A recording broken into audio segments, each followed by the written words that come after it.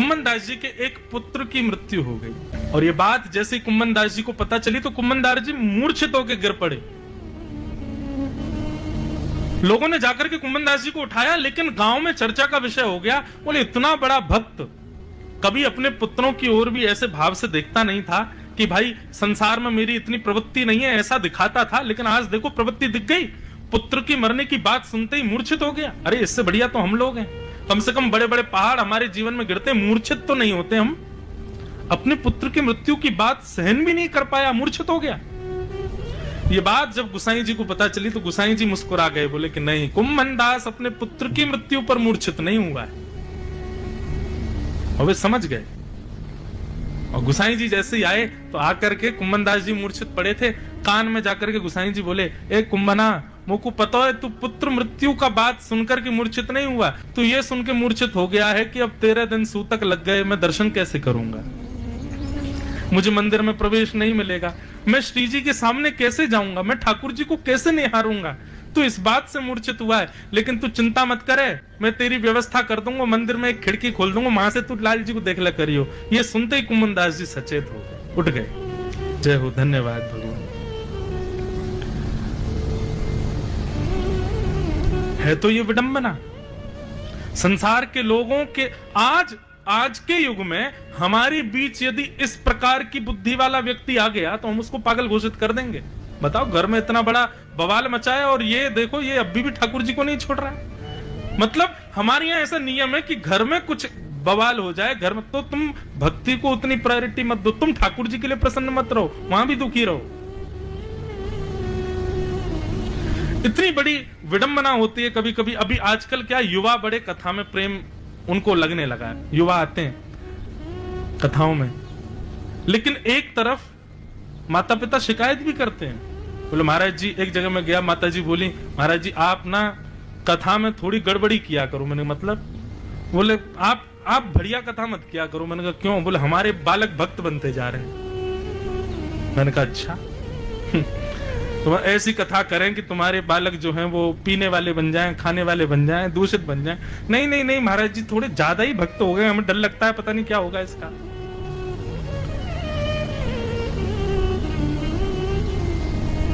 वैष्णव होने पर पीड़ा क्यों?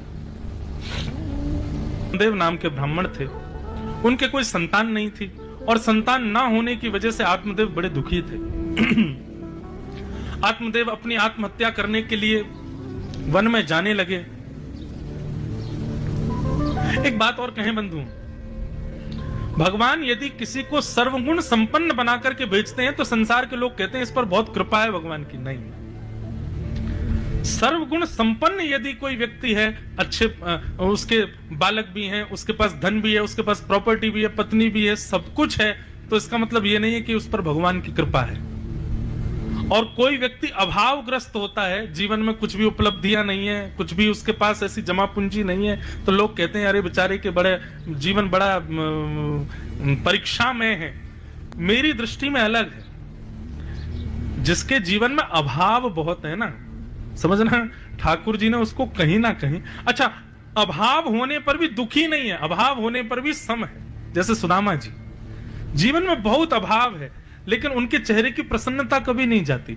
जीवन में बहुत दुर्बलताएं हैं लेकिन फिर भी सुदामा जी की स्थिति कभी डगमगाती नहीं है। ऐसी स्थिति जिनकी है उन पर बड़ी कृपा है ठाकुर जी की। हम कितने सारे आपको उदाहरण दे दें जो सर्वगुण संपन्न नहीं है।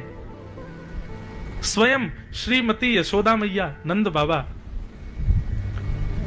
हमारे लिए तो श्री कृष्ण उन्हीं के ही पुत्र हैं, लेकिन वास्तविकता यदि देखने जाओ तो नंद यशोदा के तो पुत्र ही नहीं है। लेकिन फिर भी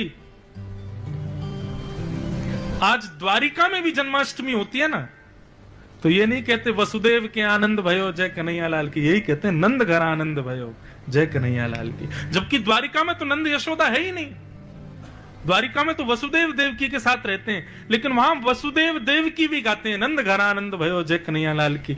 यदि प्रैक्टिकली देखो तो नंद यशोदा के तो पुत्र हैं ही नहीं, अभाव है उनके जीवन में संतान का, लेकिन भाव की वजह से पूरा विश्व कहता है नंद के आनंद भयो जय कन्हैया लाल की। देवकी नंदन कृष्ण के उपासक कम हैं, नंद नंदन कृष्ण के उपासक बहुत हैं। यशोदा नंदन श्री कृष्ण को सब प्रेम करते हैं दोनों एक ही, लेकिन एक स्थिति देखी जाए तो नंद नंदन कृष्ण के प्रेमी ज्यादा हैं। तो किस चीज में कोसोगे आप यशोदा मैया को कि उनके संतान श्री कृष्ण नहीं है? लेकिन फिर भी देखा जाए तो रजिस्टर्ड सब जगह पर नंद के ही, यशोदा के ही पुत्र हैं। तो जीवन में अभावग्रस्त होने वाले व्यक्ति पर भगवत कृपा नहीं है ऐसा मत समझो। अभाव होने के बाद भी वो अपनी स्थिति से विचलित नहीं है, समझना इस पर ज्यादा कृपा है ठाकुर जी की। और कोई सर्वगुण संपन्न होकर के भी रो ही रहा है, क्या फायदा उसके जीवन का? आत्मदेव जी बड़े विचलित हो गए। क्यों? क्योंकि जीवन में संतान नहीं है। कभी भी बंधुओं अभाव पर रो मत। जो वस्तु आपके जीवन में नहीं है ना, उसको भगवत प्रसाद मानकर के अस्वीकार ही करो। ठीक है, ये जीवन में नहीं है तो उसके लिए मुझे रोना नहीं है, उसके लिए मुझे विचलित होना नहीं है, मुझे ज्यादा परेशान नहीं होना है इसके लिए। जो नहीं है सो नहीं है, ठाकुर जी नहीं देना चाहते।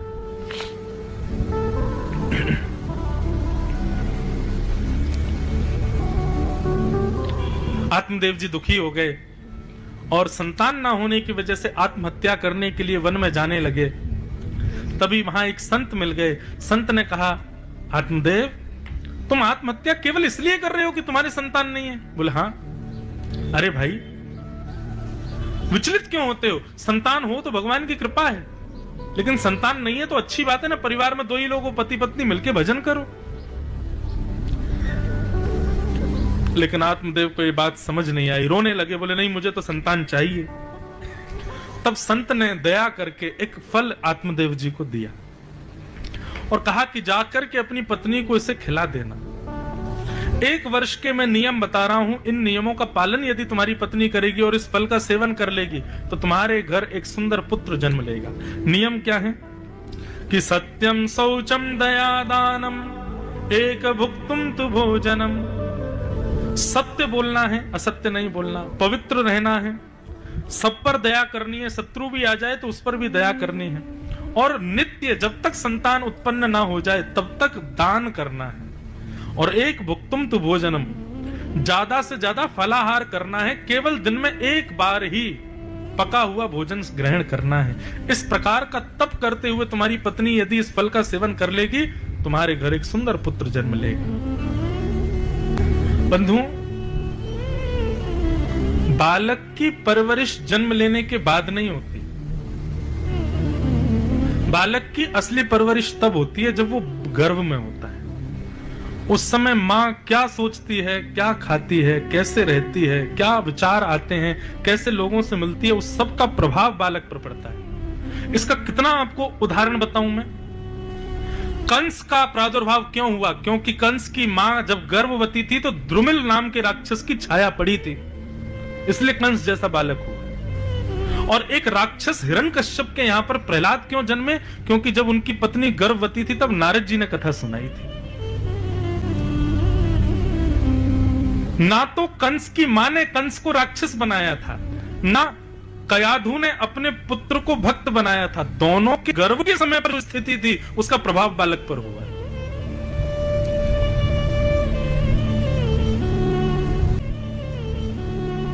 इसलिए भैया एक तो मैं थोड़ा डरता हूं कुछ बातें बोलने में। जैसे अब ये विषय में बोलता हूं ना तो कई वुमेन एम्पावरमेंट वाले मेरे को खींचते हैं, फिर आप ऐसा क्यों बोल रहे हो? मैं ये बात इसलिए कह रहा हूं कि मां जब गर्भवती होती है ना, 9 महीने वो तपस्विनी की तरह रह ले। अब ये मैंने कहा तपस्विनी की तरह ले, कुछ लोग खींचे, अच्छा सब हम ही क्यों सहे, माता ही क्यों सहे, पुरुषों के लिए कुछ क्यों नहीं? तो हम भी उत्तर देते हैं, भाई जो जिम्मेवार व्यक्ति होता है जिम्मेदारियां भी उसी को ही दी जाती हैं, गैर जिम्मेवारों को जिम्मेदारी नहीं दी जाती। माताएं जिम्मेदार हैं, जिम्मेवार हैं, इसलिए उनको जिम्मेदारियां भी ज्यादा हैं। विश्वास मानिए, गर्भ में बालक है ये जिस दिन पता चले उस दिन से ही विचार शुद्ध, वाणी शुद्ध, नियम शुद्ध, रहना खाना शुद्ध, और ये 5 स्थितियां सत्यम शौचम दया दानम एक भुक्तुम तु भोजनम, इस प्रकार यदि माता रह ले 9 महीने बाद जब बालक का जन्म होगा ना, तो केवल उसको खिलाना पिलाना सुलाना इतनी परवरिश आपको करनी है, उसको संस्कार भी देने की आवश्यकता नहीं, क्योंकि सब आ चुके, आपके गर्भ में ही आ गए।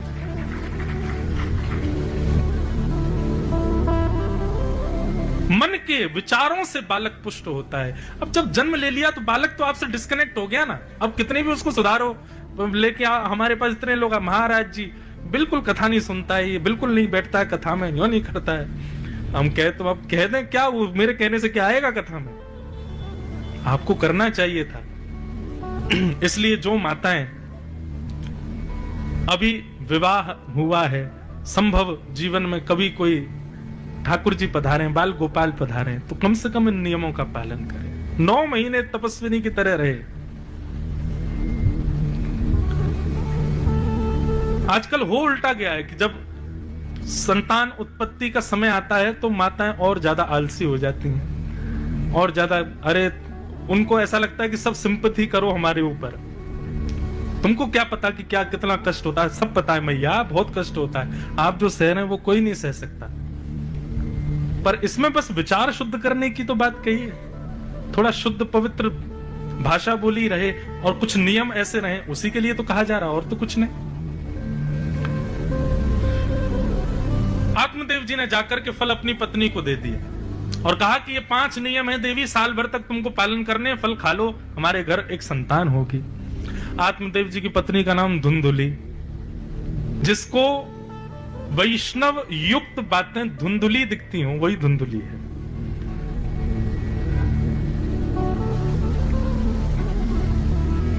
अभी एक नया चलन चला है संसार में, हमसे मिलने के लिए लोग आते हैं, महाराज जी घर में बड़ी विपत्ति चल रही है, कोई उपाय बताओ। अब उससे अगर ये कह दो कि तुम महामंत्र का जाप किया करो, 12 अक्षर मंत्र ओम नमो भगवते वासुदेवाय की माला किया करो, घर में सुंदर जो सेवा पूजा किया करो, तो बाहर निकल के माता जी कहते हैं इन पर तो कुछ नहीं आता, क्या बता रहे हैं, नाम जप करो, यूं करो त्यों करो। उन्हीं माता जी को, अच्छा घर में दिक्कत चल रही है, अच्छा अभी जो मंगलवार आएगा ना, बोले हाँ उस दिन एक काम करना, सुबह उठना 5 बजे। सोई माता जी का इंटरेस्ट बढ़े, अच्छा 5 बजे उठना है, बोले जी नहा धो करके जाना, और आपके घर के कोने कोने में जितनी भी धूल धक्कड़ हो, सुबह 5 बजे ही झाड़ू लगा देना सबको उठने से पहले। झाड़ू लगाते समय मन में भगवत स्मरण चलते रहना चाहिए। बोले अच्छा ठीक है। उसके बाद 5 रोटी बनाना, रोटी बना करके गैया को खवाया आना बाहर, और जब गैया को खवाने जाओ तब भी 12 अक्षर मंत्र चलते रहना चाहिए। बोले अच्छा ठीक है। फिर उसके बाद आसपास जहां पे भी संत आदि रहते हो, कुछ रोटी और सब्जी बना करके उन संत को दिया ना, मन में जाप चलते रहना चाहिए। उसको प्रैक्टिकली 5 काम बता दो और काम करते समय जाप करते रहे, ये बोल दो ये काम कर लेंगे। हाँ बाबा कुछ जानते तो हैं, इनको पता है, क्यों इतने सारे नियम बताए तो इससे कुछ तो होगा। सीधा सीधा बोल दो कि एक जगह बैठ के तुमको भगवत भजन करना है, तो आप कुछ नहीं जानते। फिर स्पेसिफिक डे बोल दो, मंगलवार, स्पेसिफिक टाइम बोल दो, देख लेना 5 से ऊपर नहीं चली जा, 5 बजे तैयार हो जाना, तुरंत करेंगे। नाम जप में सब संभव है भैया, बाकी की चीजों में क्यों पड़े। विश्वास तो करो ठाकुर जी के नाम पर, कुछ मत करो आप।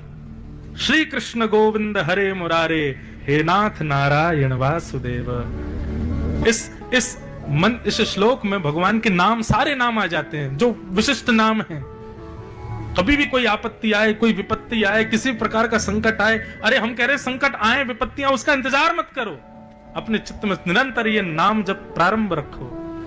आप अपने आप देखना, अनुभव करना, ऐसा लगेगा स्वयं श्याम सुंदर आपके संग खड़े हैं क्या, और किसी वस्तु को करने की आवश्यकता क्या है। धुंधुली पतिदेव की बात सुनकर के फल खिला दिया गैया को, बोले ये भी तो बांझ है, इसके भी कोई बालक नहीं हुआ, फल में शक्ति होगी तो इसके बालक हो जाएगा।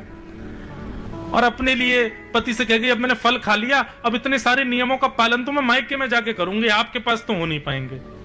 आत्मदेव बेचारे सीधे साथ बोले ठीक है जाओ मायके चली जाओ, वहीं से करके आओ सब।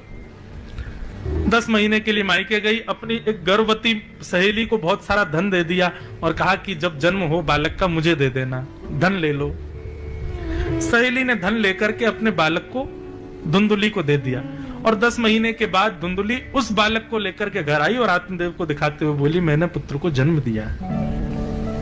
आत्मदेव तो आनंदित हो गए बालक का नाम सुंदर सोचने लगे, पर धुंधुली बोली, मैं धुंधुली, बेटे का नाम धुंधुकारी, जैसी तुम्हारी इच्छा। तभी सेवकों ने बताया, गौशाला में गाय ने भी एक मानव जैसे बालक को जन्म दिया। आहा, आत्मदेव जी की खुशी का ठिकाना नहीं। जाकर के उस बालक को देखा तो गाय जैसे कान थे उसके। आहा। अच्छा, एक बात और कहें बंधु, गोकर्ण नाम रखा गया। गोकर्ण का मतलब क्या है? गोकर्ण का मतलब जहां पर अपवाद चल रहा हो, जहां पर सांसारिक तर्क कुतर्क चल रहे हो, सांसारिक चर्चाओं को सुन के जो कान बंद कर ले और भगवत चर्चा सुनते समय जो कानों को खोल ले, ध्यान केंद्रित कर ले, उसको गोकर्ण कहते। दोनों बालकों में अंतर क्या देखा कि धुंधुकारी को संसारी संगीत सुनाओ तब वो शांत होता था, और गोकर्ण जी को जब भजन कीर्तन सुनाओ तब वो शांत होते थे। एक की रुचि कीर्तन में थी और एक की रुचि संसारी संगीत में थी। वहीं से ही फर्क दिखने लगा था। धीरे धीरे दोनों बालक बड़े हुए, धुंधुकारी दुष्ट हुआ और गोकर्ण जी पंडित ज्ञानी बने। अपनी माता पिता पर अत्याचार करने लगे धुंधुकारी। गोकर्ण जी तो पढ़ने के लिए गुरुकुल चले गए। धुंधुकारी अब नशा भी करने लगा, वैश्यागमन करने लगा, सारे गलत काम करने लगा, माता पिता पर हाथ उठाने लगा। जब पुत्र को इस स्थिति में देखा, धुंधुकारी की इस स्थिति को देख करके गोकर्ण जी महाराज, श्री आत्मदेव जी महाराज घर छोड़ करके चले गए। मन में सोचने लगे, इससे बढ़िया तो मैं बिना पुत्र का ही था, ये क्यों हो गया हमारे घर पे? तब गोकर्ण जी महाराज ने आकर के अपने पिता को ज्ञान उपदेश किया। इसी को 2 श्लोकीय भागवत कहते हैं। बहुत ध्यान से सुनना, प्रसंग बहुत अच्छा है।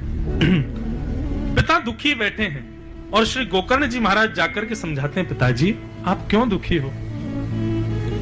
आत्मदेव जी कहते हैं, मेरा पुत्र ऐसा है, मेरा पुत्र इतना दुष्ट है, मेरा पुत्र ऐसा करता है, मेरा पुत्र अपनी मां को मारता है, इसलिए मैं दुखी हूं। गोकर्ण जी कहते हैं, नहीं पिताजी, आप पुत्र से दुखी नहीं हो, आप किसी व्यक्ति से दुखी नहीं हो। संसार का कोई भी व्यक्ति किसी व्यक्ति से दुखी नहीं हो सकता, तो फिर वो कैसे दुखी होता है? तब यहां गोकर्ण जी अद्भुत ज्ञान देते हैं। बहुत ध्यान से सुनना कि देहे स्थिमां सरुधिरोभिमतिं त्यजत्वं जाया सुतादिषु सदा ममतां विमुञ्च पश्यानिशं जगदिदं क्षणभङ्गुनिष्ठम् वैराग्य राग रसिको भव भक्तिनिष्ठ। बहुत ध्यान से सुनिए सब लोग, इधर देखो, 10 मिनट और सुनो। ये आज की कथा का सार तत्व है, इसलिए बहुत ध्यान से सुनना। गोकर्ण जी कहते हैं, पिताजी दुखी किसी व्यक्ति की वजह से नहीं हो आप या फिर संसार का कोई भी व्यक्ति किसी व्यक्ति की वजह से दुखी नहीं होता, तो फिर वो व्यक्ति यदि अपना है तो दुख होता है। पिताजी दुख देने का कारण व्यक्ति नहीं है, दुख देने का कारण अपनत्व है। दुख के 2 कारण बताए गए यहां पर, एक अहमत्व और दूसरा ममत्व। पिताजी संसार में जितने भी व्यक्ति दुखी हैं ना, इन 2 ही कारणों से दुखी हैं। पहला कारण तो है ममत्व, मैं और मेरा, और दूसरा दुख का कारण है अहमत्व, अहंकार। ये मैं और मेरा, ये 2 ही दुख के कारण है पिताजी। इन 2 से जो निकल गया उस व्यक्ति को संसार की कोई ताकत दुखी नहीं कर सकती। आप दुखी अपने पुत्र से नहीं हो, अपने पन से हो, क्योंकि दुख देने वाले को आप अपना मानते हो, इसलिए आपको दुख हो रहा है। संसार में हजारों लोग गलत काम करते हैं, हमको दुख नहीं होता, हमको कष्ट नहीं होता, लेकिन वही गलत कार्य अपना कोई करे तो कष्ट होता है। तो इसका मतलब गलत काम से हमको पीड़ा नहीं है, वो गलत काम अपना कोई करे, ये पीड़ा का कारण। तो पीड़ा गलत काम में नहीं है, पीड़ा अपनेपन में है। ये बहुत बहुत सूक्ष्म बात है। यदि कोई इस व्यक्ति को, इस बात को समझ ले, उस व्यक्ति को संसार की कोई ताकत दुखी नहीं कर पाएगी। और थोड़ा ध्यान से सुनो कि देह स्थिमां सरुधिरे विमतिम त्यजत्वम। पिताजी, पहला दुख का कारण है ममत्व और अहमत्व। इन दोनों से निवृत्त होना पड़ेगा। हमको अपने ऊपर बड़ा अभिमान होता है, हमने ये किया, हमने ये किया, हमने ऐसे किया, वहां से ऐसी ऐसी स्थिति फंस गई थी महाराज जी, मैंने ऐसा करके ये काम कर दिया। आपने कुछ नहीं किया, ना आप कुछ कर सकते हो। आज बर्बरीक जी खाटू श्याम के रूप में पूजे जाते हैं, क्योंकि जब उनसे पूछा गया कि महाभारत युद्ध का सबसे बड़ा योद्धा कौन था, पांडव सब सोचने लगे हमारा नाम लेगा। सब बड़े बड़े योद्धा अपना श्रेय देखने लगे कि ये हमारा नाम लेंगे, लेकिन उन्होंने उनका नाम लिया जिन्होंने 18 दिन तक शस्त्र भी नहीं उठाए थे। बोले महाभारत युद्ध का सबसे बड़ा योद्धा कौन? बोले श्री कृष्ण। बोले क्यों? बोले क्योंकि आप लोगों को युद्ध करने के लिए शस्त्र की आवश्यकता है, परंतु वास्तविकता में श्री कृष्ण जिस दिन रणभूमि में आए और जो इनके विपक्ष में खड़ा हो गया था, उसी समय मर चुके थे सब। इनके विपक्ष में जाने वालों की मृत्यु तो उसी समय हो गई जब कृष्ण के सामने लड़ने को खड़े हुए। बाकी देखा जाए तो अर्जुन, भीमसेन आदि ये सब तो मरे मरायों में बाण मार रहे थे, ये सब तो पहले ही मर चुके थे। क्यों? कृष्ण के विपक्ष में खड़ा होना, इससे बड़ी मृत्यु क्या होगी?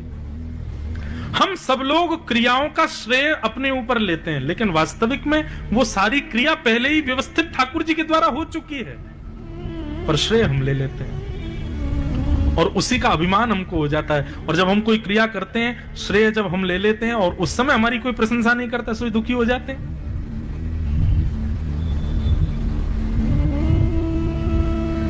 चाहे वो आपके नगर का कोई श्रेष्ठ काम हो, कुछ हो, कथा हो, कथा से भी कई बार अभिमान आ जाता है। बड़ी अच्छी कथा हुई थी, बहुत अच्छी कथा हुई थी, ऐसा हुआ था, ऐसा हुआ था। अब आयोजक बेचारा वहीं बैठा था, मैंने कराई थी, व्यवस्था तो मैंने ही करी थी, सब कुछ करके तो मैं ही आया था, वो सब मैंने ही तो करवाया था।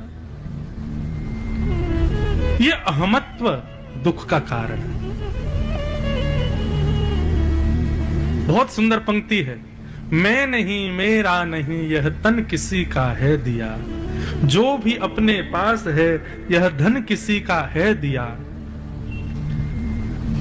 देने वाले ने दिया वह भी दिया किस शान से, मेरा है यह लेने वाला कह उठा अभिमान से, मैं मेरा यह कहने वाला मन किसी का है दिया, मैं नहीं मेरा नहीं यह तन किसी का है दिया। अभिमान मत करो, सब ठाकुर जी ने दिया है, सब ठाकुर जी की कृपा है, हम आप कुछ नहीं कर सकते। तो अहमत्व का त्याग, अपनी हर क्रिया में भगवत कृपा समझो, आपका बल था ऐसा मत समझो। हमसे कोई कहे महाराज जी आपकी कथा सुनकर के हमारे चित्त में भक्ति आ गई, उसी समय हमारे नेत्र बंद हो जाते हैं। ठाकुर जी सब आपकी कृपा है, ये जो मुझे श्रेय दे रहे हैं इसका मैं बिल्कुल भी हकदार नहीं हूं। ऐसी ही स्थिति सबकी होनी चाहिए। जब कभी भी आपकी प्रशंसा या आपका श्रेय गुणगान किया जा रहा हो, आपके नेत्र बंद हो जाएं, आपके कर्ण बंद हो जाएं, उस समय बिल्कुल अस्वीकार करो। सम्मानम कलयाति घोर गरलम, कलयुग में सम्मान सबसे बड़ा विषय है। श्रेय को लेने से बचो, अहमत्व से बचो। अहमत्व से बचने वाले व्यक्ति को कभी कोई दुखी नहीं कर सकता। और दूसरा दुख से निवृत्त होने का कारण क्या है? बोले ममत्व। ममत्व का त्याग करो। सब अपना प्रारब्ध भोग रहे हैं, मुझे किसी के क्रिया से पीड़ा नहीं होनी चाहिए। सब अपना प्रारब्ध भोग रहे हैं। आपका दायित्व बनता है समझाना, आपका दायित्व बनता है संभालना, रोकना। उसके अतिरिक्त भी यदि कोई व्यक्ति गलत करने से ना रुके तो आप दुखी मत होइए कि अरे देखो मेरा है फिर भी गलत कर रहा है। नहीं, करने दीजिए, उसका प्रारब्ध है। आप रोक सकते थे, 1-2 बार रोकने का प्रयास किया, समझाने का 1-2 बार प्रयास किया, उसके बाद मत कीजिए। भगवान ने यदुवंशियों को एक ही बार समझाया था कि मैं भगवान हूं, लेकिन संतों का अपमान करोगे, गलत काम करोगे तो मैं भगवान होके भी नहीं बचाऊंगा। लेकिन फिर भी यदुवंशी नहीं माने। सारे यदुवंशी आपस में लड़ झगड़ करके नष्ट हो रहे थे और श्री कृष्ण देख रहे थे। कईयों ने जाकर के कहा आप भगवान है, रोकिए ना। ठाकुर जी बोले नहीं, मैं एक ही बार समझाने का मेरा दायित्व था, मैंने वो किया। अब ये नहीं मान रहे हैं तो ये इनका कर्म है, ये इनका प्रारब्ध भोगने दो, और सब संपूर्ण यदुवंश नष्ट हो गए। ममत्व और अहमत्व ये दो दुख के कारण है पिताजी। आप पुत्र के आगे से मेरा ये शब्द हटा दो, मेरा पुत्र मेरा पुत्र मेरा पुत्र, तब तक दुखी रहोगे आप। पुत्र भी हटा दो, केवल धुंधुकारी कहो, आपको दुख नहीं होगा। धुंधुकारी ऐसा करता है, तो इसका मतलब अब वो स्पेसिफिक एक व्यक्ति है और अपने प्रारब्ध से कर रहा है, आप दुखी क्यों होते हो? ये बात जब समझाई तब जाकर के आत्मदेव जी को शांति हुई, और तब उन्होंने कहा अब मैं क्या करूं? बोले धर्मं भजस्व सततम त्यजलोक धर्मान सेवस्य साधु पुरुषाम जहि काम तृष्णाम अन्यांश दोष गुण चिंतन मानुष मुक्त्वा सेवा कथार समहो नितराम पिबत्वम। धर्म को भजो, त्यजलोक धर्मान, लोक धर्म का त्याग करो। सेवस्य साधु पुरुषाम जहि काम तृष्णाम, काम तृष्णा से निवृत्त होकर के साधु पुरुषों का संग करो। दूसरों में दोष गुण देखना बंद कर दो और भगवत सेवा भगवत कथा में रति कर लो पिताजी। अब इसी में ही जीवन आपका सफल होगा। पुत्र की आज्ञा मानकर के आत्मदेव जी वन को चले गए, इसी प्रकार जीवन जीते हुए भगवत धाम को प्रस्थान कर गए। धुंधुकारी की मृत्यु वैश्याओं ने उनको मार दिया और वही धुंधुकारी फिर प्रेत बना।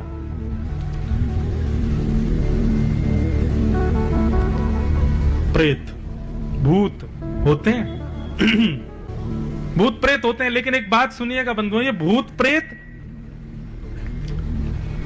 बन कैसे जाता है व्यक्ति, और ये भूत प्रेत उसी पर ही आक्रमण करते हैं जो इस प्रकार की कैटेगरी में होगा। किस प्रकार की? भजन बिन नर मर गट के भूत, जो अपने प्रत्येक दिन में एक समय भी भगवत भजन नहीं करते, भगवत स्मरण नहीं करते, भगवत कथा नहीं सुनते, भगवत सेवा नहीं करते, भूत भी आक्रमण उन्हीं पे ही करते हैं, और ऐसे व्यक्ति ही मरने के बाद भूत ही बन जाते हैं। इसलिए भैया दिन में 3 बार एक काम करना चाहिए। क्या? भगवान को सुबह उठते ही प्रणाम करो, भगवान का नाम बोलो और नेत्र बंद करके भगवान के श्री चरणों का स्मरण करके उसमें अपने सिर को नवाओ। दोपहर में प्रसाद राजभोग पाने से पहले पुनः नेत्र बंद करके भगवान को प्रणाम करो, भगवान का नाम गाओ, भगवान के चरणों में सर झुका के प्रणाम करो। रात्रि में सोने से पहले भगवान का स्मरण करो, भगवान को प्रणाम करो, भगवान का नाम गाओ, चरणों का स्मरण करके दंडवत करो। ये 3 बार आप करो, सुबह दोपहर शाम। कभी भी कोई प्रेत बाधा नहीं हो सकती और जीवन में भूत प्रेत दूर ही रहेंगे आपसे। ये 3 कार्यों का पालन करो। जो इस प्रकार से जीवन नहीं जीते, भूत भी उन्हीं पे ही आते हैं और भूत बनते भी वही लोग मृत्यु के बाद। धुंधुकारी प्रेत बन गया, गया जी में श्राद्ध करने से भी प्रेत योनि से मुक्त नहीं हुआ। तब गोकर्ण जी महाराज ने सूर्य नारायण भगवान से पूछा कि ये धुंधुकारी प्रेत योनि से कैसे मुक्त होगा। तब बताया, श्रीमद् भागवतान मुक्ति सप्ताहम वाचनम कुरु इति सूर्यवचः सर्वै धर्म रूपम तु विश्रुतम। भागवत की कथा सुनाओ, कितनी भी भयाभय प्रेत योनि में क्यों ना हो, निकल जाएगा। और श्रीमद् भागवत की कथा हुई। 7 दिन की कथा पूर्ण होते ही चतुर्भुज रूप धारण करके धुंधुकारी की प्रेत आत्मा, जो प्रेत थी, अब वो शुद्ध आत्मा बन करके प्रकट हो गई कथा में। और कथा में प्रकट होकर के व्यास जी को प्रणाम किया और कहा, भगवान आपकी मधुर वाणी सुनकर के मैं भयाभय प्रेत योनि से अब मुक्त हो गया हूं और सीधे भगवत धाम को प्रस्थान कर रहा हूं। ये भागवत जी का महात्मा है। बोलो भागवत महापुराण।